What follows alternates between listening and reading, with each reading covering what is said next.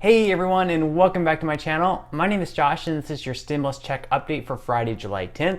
We finally made it to the end of the week. In this video, I'll be discussing both the first and second stimulus checks, including what will be highly debated over in the next stimulus bill and why we maybe should be a little bit concerned about the next stimulus bill even passing. I'll also be going over the EIDL grant, and then I'll be wrapping up this video by answering some of the comments and questions that I received in my previous video. But first, if you wouldn't mind real quickly liking this video, giving me a big thumbs up, it really just helps with the YouTube algorithm in terms of pushing this video out to other viewers like you, and hopefully helping other people like you as well. Also, leave a comment in the comment section below, letting me know whether or not you received your first stimulus payment yet or not. Believe it or not, unfortunately, there are still millions of Americans who haven't even received their first stimulus check yet. So let me know in the comment section below if you've even received your first stimulus payment yet. Okay, so with the typical school year starting just 1 month away and virus cases on the rise, the Trump administration still wants schools to open back up again in the fall. They even plan on putting pressure on state governors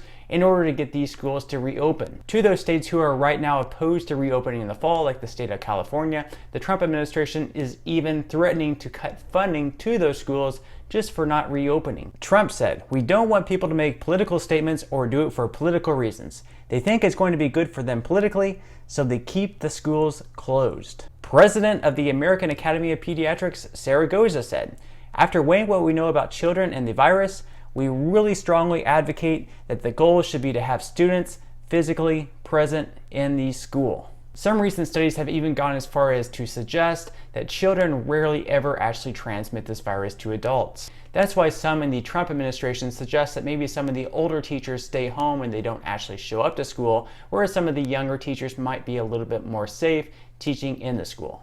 Obviously, whether kids go back to school or stay home also plays a big impact on adults as well. It's really not an easy decision either way. What are your personal thoughts on this? Do you think that kids should return to school full time in the fall, 5 days per week, or do you think they should perhaps just go on a reduced workload, maybe being at school 2 or 3 days per week, and then being at home the other 2 or 3 days per week? What are your thoughts on that? Leave a comment in the comment section below, letting me know how you think the next school year should be played out. All right, moving right along to some first stimulus check updates. As mentioned, unfortunately, there are still millions of Americans who haven't even received their first stimulus payment. So if you're one of those Americans, you are definitely not alone. Now, the good news is that the IRS is going to be sending out more direct deposits next Wednesday on July 15th. So if you haven't been checking the payment portal, I would suggest that you do so, and leave a comment in the comment section below if you're also receiving a payment date of July 15th as well. And again, if you would like, you can always call the IRS. They do have an EIP hotline in which they're supposed to be super helpful and be answering all these questions and help you out with your stimulus payment.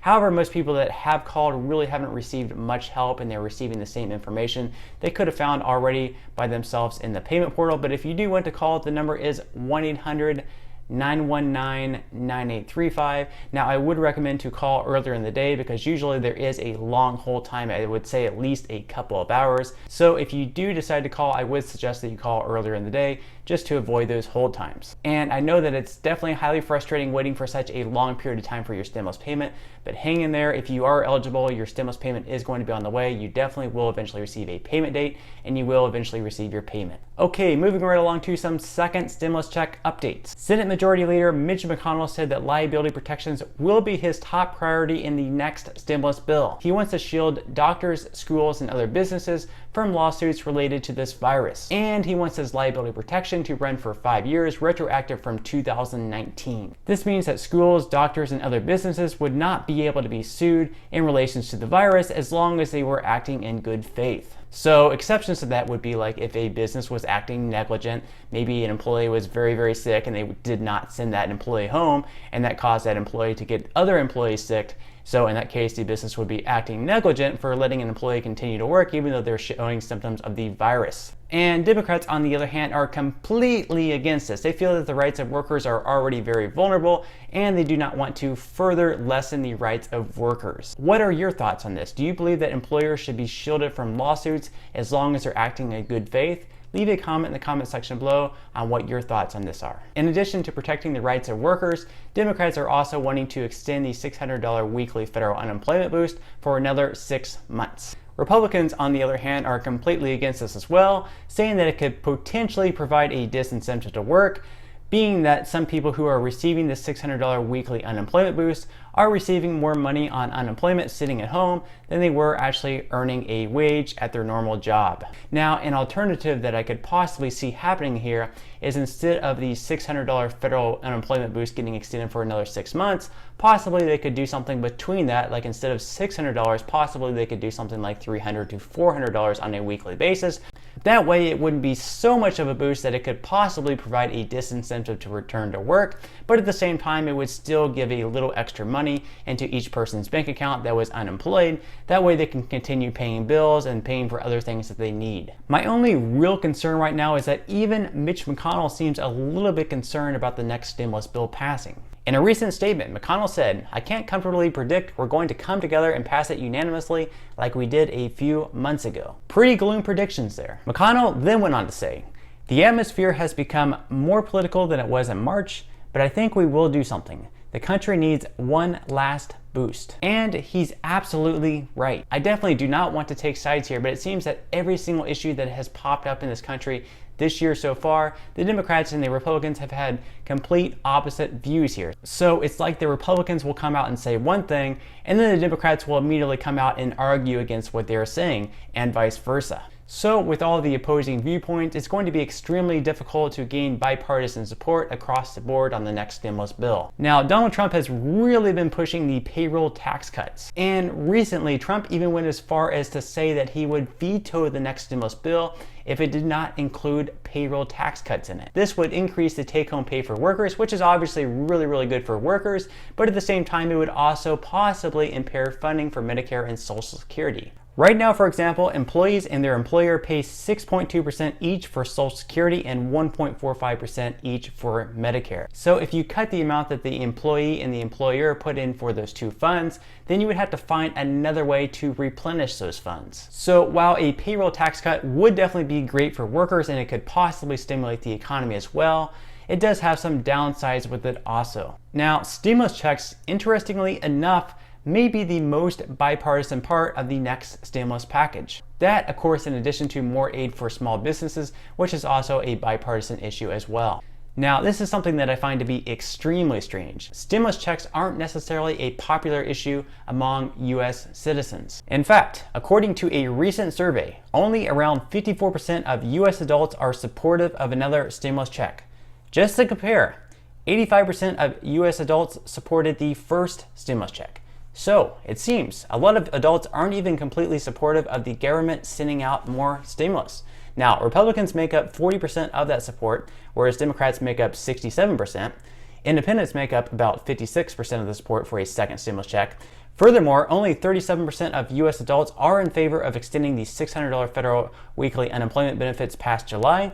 And on the other hand, we have Republicans who make up about 20% of that support, whereas Democrats make up 54% of the support. So if you really want to think gloomy here and see the reasons on why we won't get the next stimulus bill passed, here are the reasons. Reason number one, stimulus checks aren't even really that popular among the regular US citizen. As you can see, popularity for the second stimulus check drastically declined in comparison to the first stimulus check. So with all that said, Congress may not feel as much pressure this time around. Reason number two, the Democrats and the Republicans are going through so much political turbulence right now, and they really can't seem to see eye to eye on many issues. So with that said, they may not be able to gain bipartisan support and be able to pass a stimulus bill within the 15-day timeline. Which again leads me to question why the Senate even decided to take their 2-week recess, because they only have 15 working days to get a very important stimulus bill passed. If they decided to skip this recess, then that would have given them an extra 10 working days to get the stimulus bill passed. Now, if you want to see some reasons on why this stimulus bill will get passed, I will say reason number one, and quite frankly, the only reason,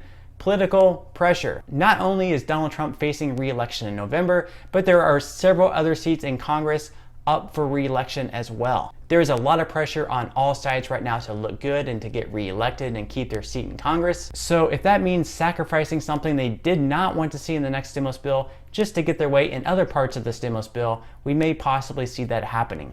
And for Trump, being that stimulus checks are more important than no stimulus checks, having stimulus checks in the next stimulus bill are very, very important for him and his re-election chances. All right, so just another quick reminder, if you do have any type of side hustle or a small business, you can still apply for the EIDL grant. I would apply as quickly as possible though, so if you have any type of eBay store, maybe a Poshmark store, maybe you have a side hustle driving for Uber or Lyft, and you were impacted in any shape or form with this pandemic, then I would definitely apply for this grant. It is $1,000 per employee, up to 10 employees. If you're the only employee, then you would be eligible for $1,000. I will leave a link in the description box below where you can apply for that grant, and the money is going to be running out very quickly, so I would apply for that as soon as possible. I have seen many comments from people who have applied for this grant and they received the money directly deposited into their bank account within just a few days. So it is pretty fast for the most part. And once again, I will leave a link in the description box below if you are interested in applying for that. All right, so at this point, I'm just gonna go ahead and answer some of the comments and questions I received in my previous video.